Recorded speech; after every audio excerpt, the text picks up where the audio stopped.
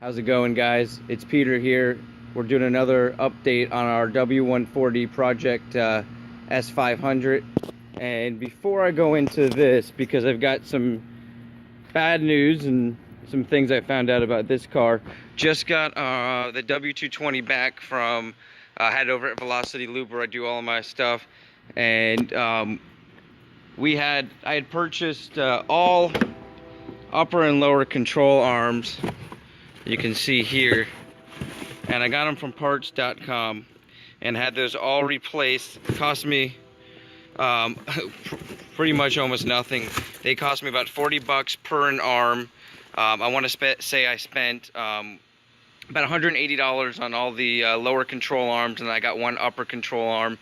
And these guys were awesome, man. They put them in for roughly 2 hours of work, which I think they're $85 an hour, so about 170 bucks.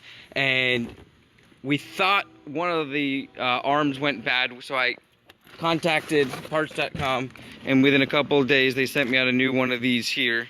And if you guys don't know, I have this changed over from the air suspension to a coilover system, so the control arms were squeaking, the bushings were bad, so I ordered those in, and then 3 months later it started squeaking again. So parts.com sent me out the replacement. Velocity Loop changed it out for 60 bucks. They changed one out for me, and squeaking was still there, but we only noticed it a couple days later because we lubed all of the bushings prior to that. Come to find out, it was the other lower control arm on the same side that was also making the noise, so they just went ahead and changed it out for me for free, and also checked the alignment while they were at it. So awesome guys over here in Brandon, Florida. If you ever need anything done to your car, check them out first. Love those guys over there. But back to the W140.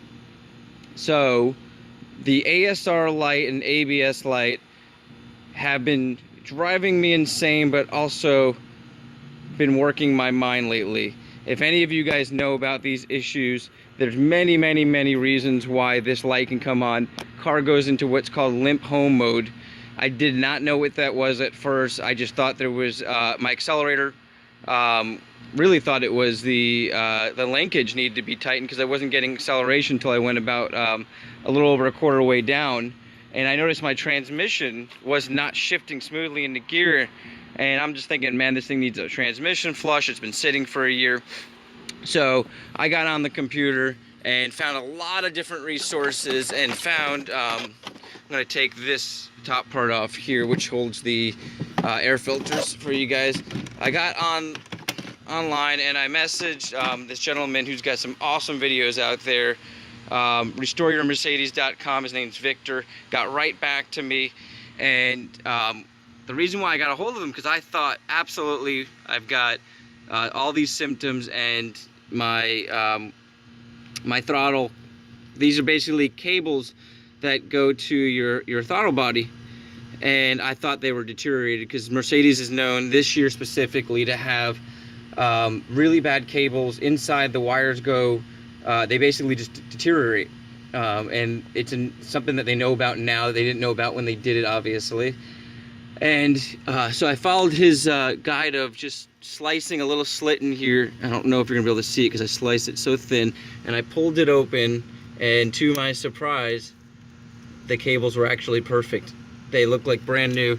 And he got back to me and said, somebody swapped that out. The cables are probably a whole new cable going through there. That's not your issue. So next step was to take off this box that said battery and trunk. I'm just going through these steps in case you guys have this issue. These are the first steps you want to go through.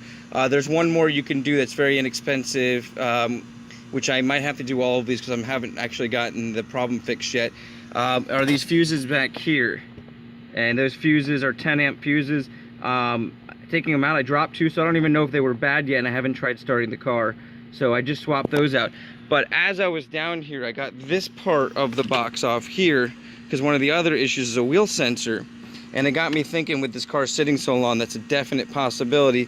So I started moving some wires around and came across a bunch of loose cables. So this one here is disconnected. Then I looked at the back of this here, which I believe is the wheel sensor, and the entire cable is cut, and the other end of it, if you can see, is down there and cut. No idea how that could have happened. It looks like, it's not like somebody took a cutter to that, because, let me focus on that. It looks like it got pulled on during some kind of installation of something and just tore out. So this is most likely, if it's not our problem, it's all causing a problem with the ASR as well. So I'm going to start with that and give you guys updates, but you can see the mess of wires that Mercedes has here, and I'm sure some of these are supposed to be encased, because I can see some of the wrapping here has come off, and it could have been a hack job from somebody that didn't know what they were doing trying to fix a problem. But the reason why I bought this car is so I can learn more about these. You can pick them up obviously very cheap, and the cars are insane. I got reclining back seats, I've got soft closed doors, I got soft closed trunk, features you don't even see in cars today. I mean, look at this. The car shuts itself. I mean, that's pretty damn cool. And I love the body style on these W140. So we're gonna get this thing working, running. If I can get everything working and running, I'm gonna decide if I'm gonna keep it or put it up for sale at the end. My wife wants it up for sale because we still have our Phaeton project that's back here in the backyard, and I've got some people that contact me about what might be wrong with that, and it could be a simple recharge of a battery, which I put 2 new batteries in it, but they're telling me that the key is losing connection.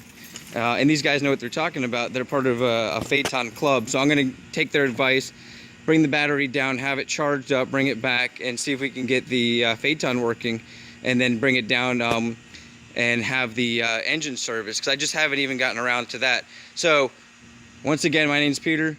Guys, keep letting me know what you guys think. If you have questions, I love when you tell me what you think is wrong, because it gets my mind thinking, and a lot of times you guys are right. You know, I've had people comment and say, don't you know that the you know, the wiring harness on those things falls apart. I actually didn't know that when I bought this, and that's just my fault for not doing the extent research I should have done. But I wanted this body. You know, I figured for 450 bucks, I could tear this car apart, and the parts alone would be worth that. So I snagged it up, and I think we're going to end up having a gem on our hands here with 114,000 miles. So stay tuned. I'll update you guys, and we'll any questions or anything you guys can input, let me know. Thanks again. I'm Peter.